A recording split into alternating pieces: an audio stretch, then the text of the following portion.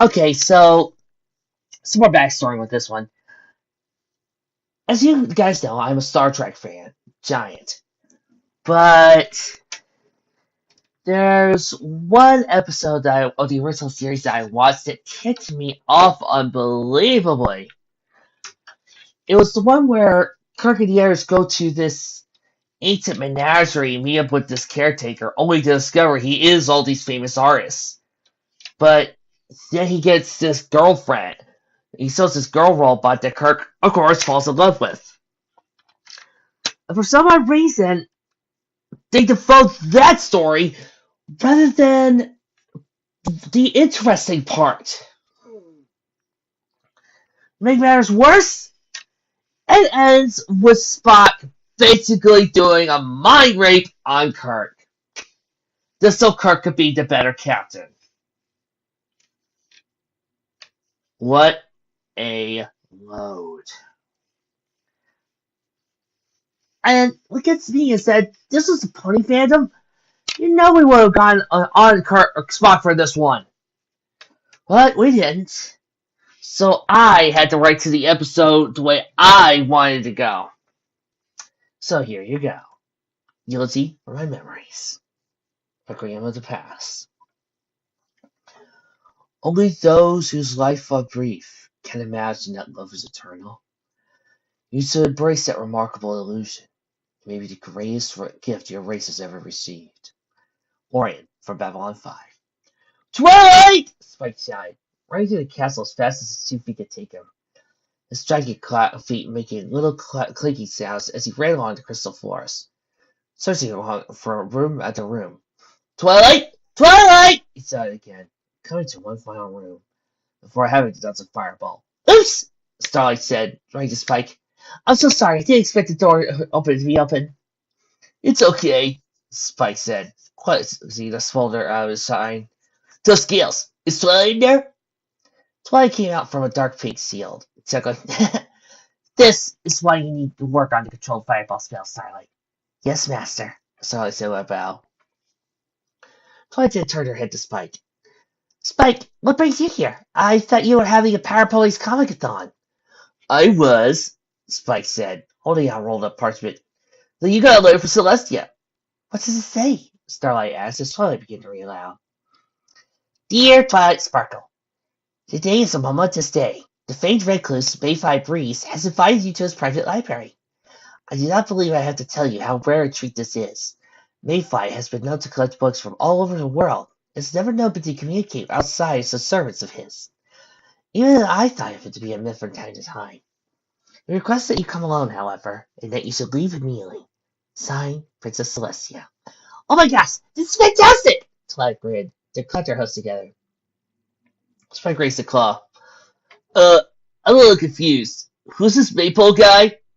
Mayfly, Spike, Twilight said calmly as he began to walk through the castle, grabbing her things. He's one of Equestria's more noted and hidden librarians. He's been known to have the world's largest collections of tomes, history books, scrolls, and other books that put the Kerala archives insane.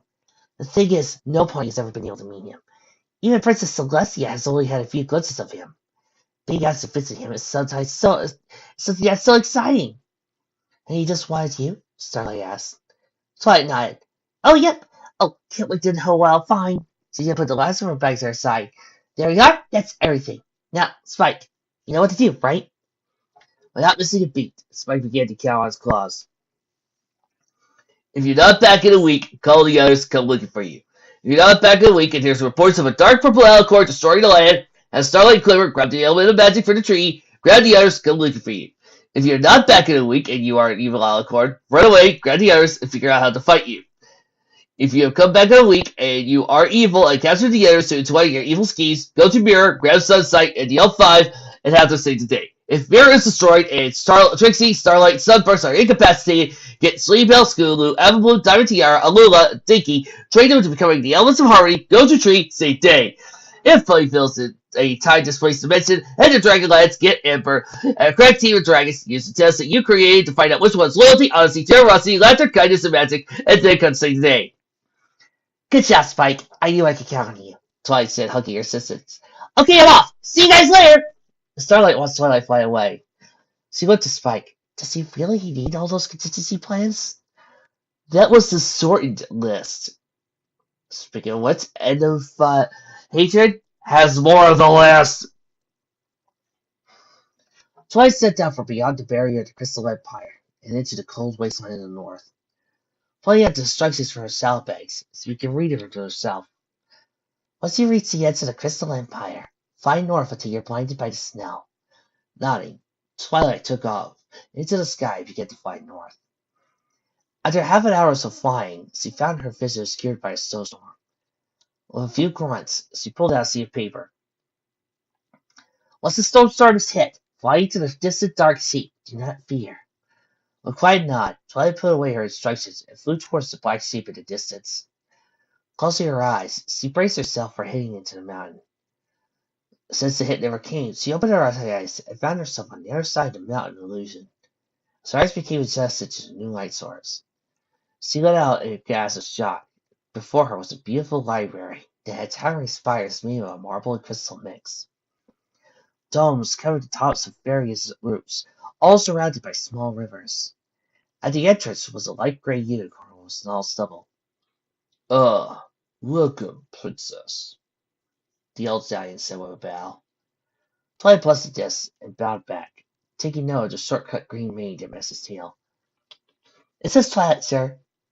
Even though you've earned your title, you still wish to be seen as a commoner. How gracious, he said with a chuckle. Today, I just want to be seen as a scholar, rather than a princess, Twilight said. You must be Mayfly.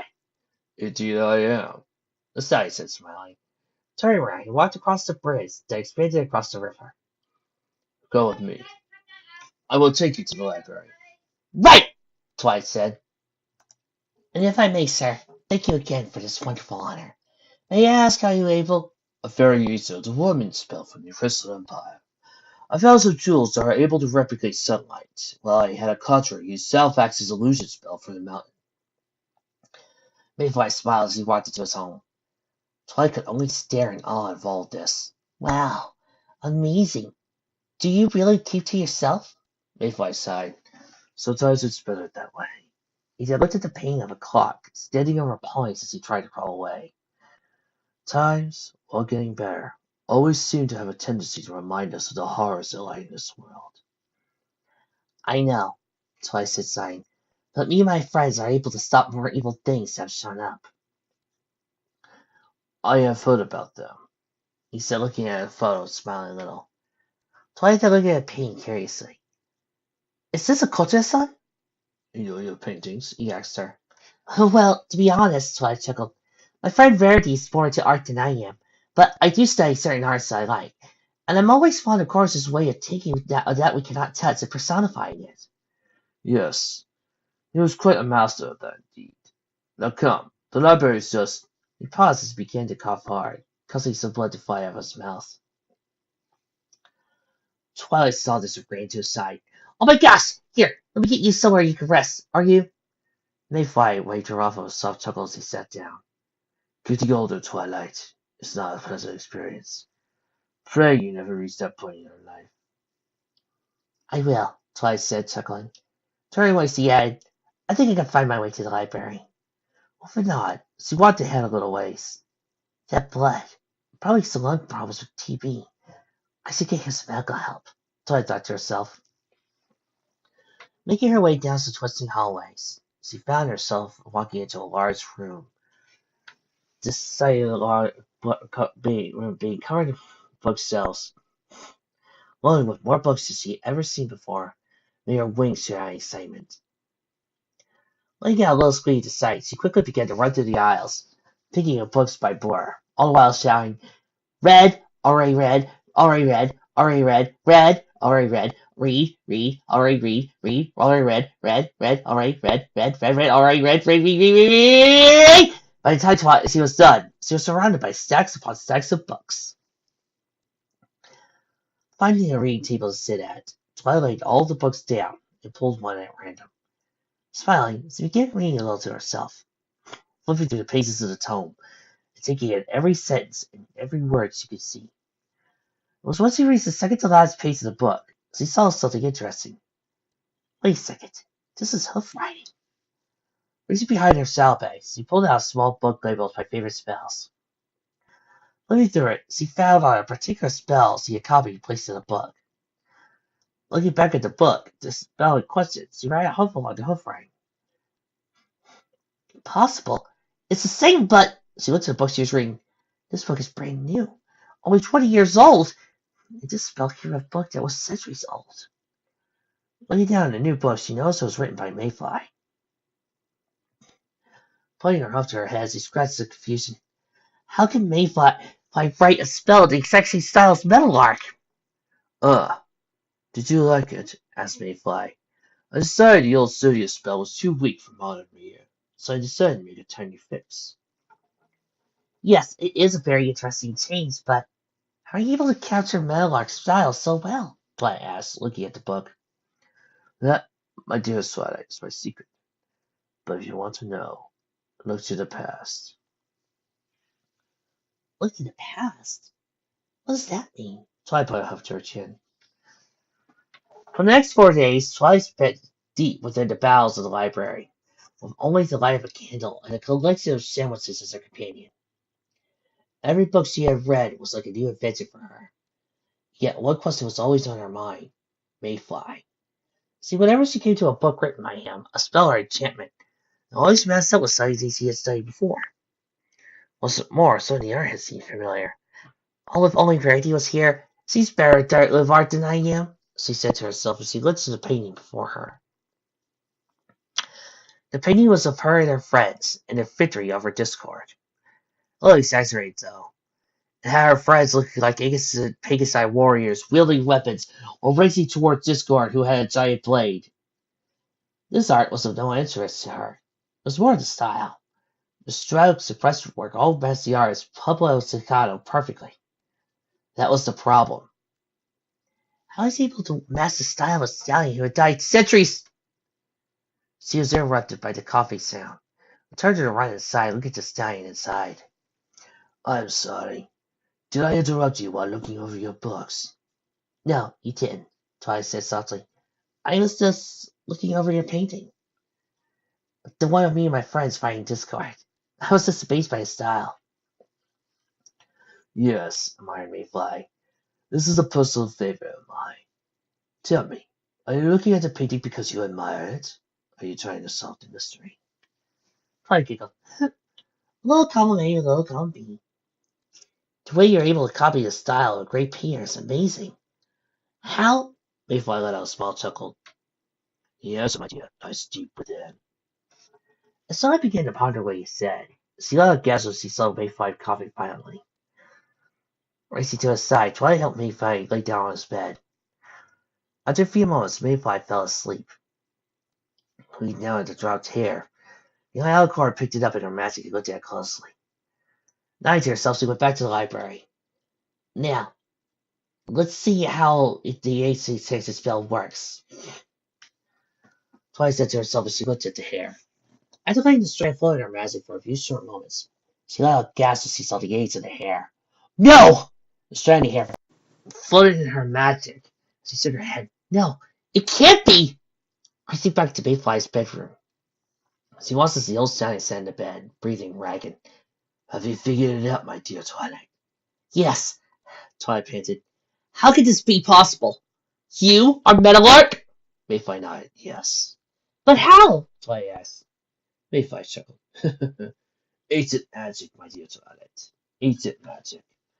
I just do some ancient study spells, and well, here I am. But then why do you like this? Does he know any spells that can heal you? Twilight asked. I know several spells that can heal me. 20 at least. I just choose not to use them.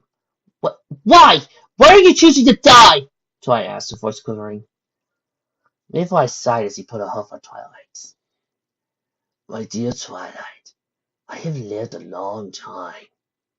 I have met and fought monsters the likes which the princesses have never seen. I have loved and lost, seen so many stars pass away into the ether. All of these are parts of a billion memories. Some of them I don't even want anymore.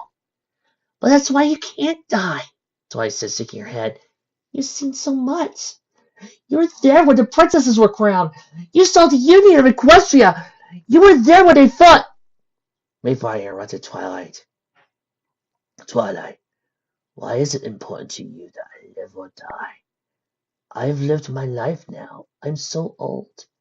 Because, my dear Twilight, I've seen several millennia pass by in the blink of an eye. Yes, I had seen the day Celestia had to tell the world that Nightmare Moon was imprisoned.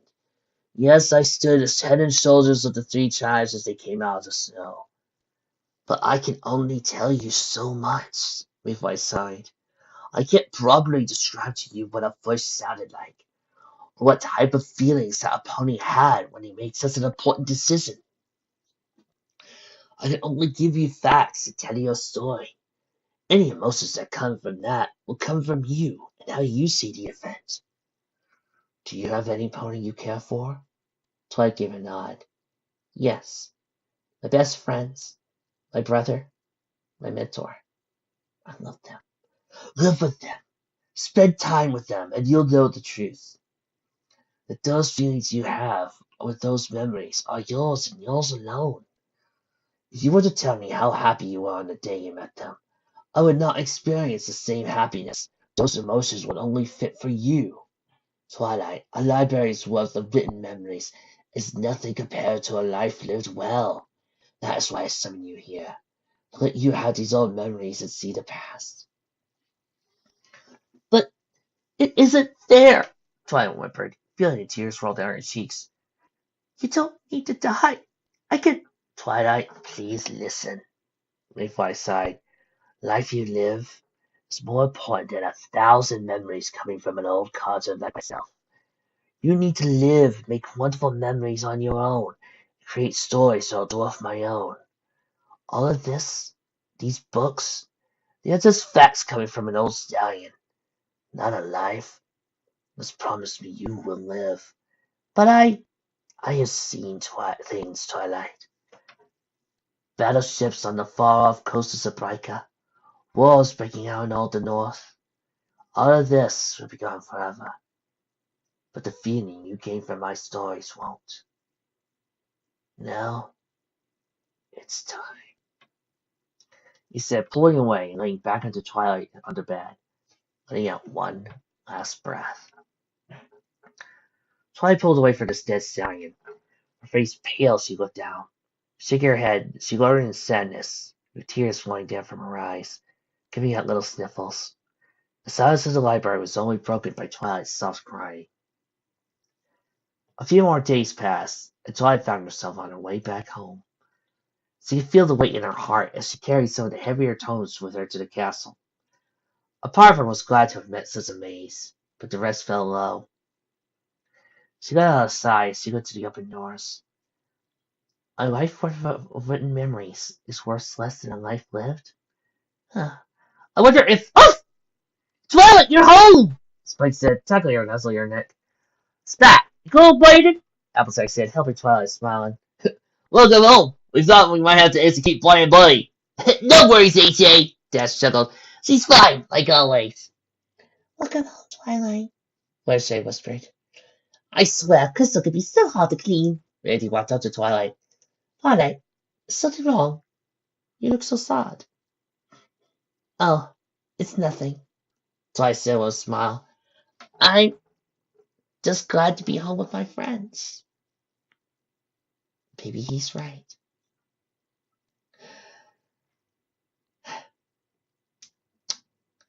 This was probably the only episode that I felt like Star Trek was typical 50s schlock. It had nothing that the Star Trek I know and love was known for. There was no deeper meaning. There's no themes of what makes us human, and there was nothing that talked about how to be a better man. It just felt so blasé. And it just felt so typical. Kirk was a big, strong, chinned, manly man battling against an evil alien. And that's not what I want Star Trek for. So, I decided to put my thoughts to use. Also, Spock mind raping Kirk wasn't helping! So here's the story. And yeah, these are some of my personal beliefs. You can be told the stories of the final battle of Yorktown and all that. But unless you get down to know the person, you're never going to get the real emotions of those days. All you have is just a story. Sometimes it's better to just live your life and move forward rather than just listening to the old stories of the past.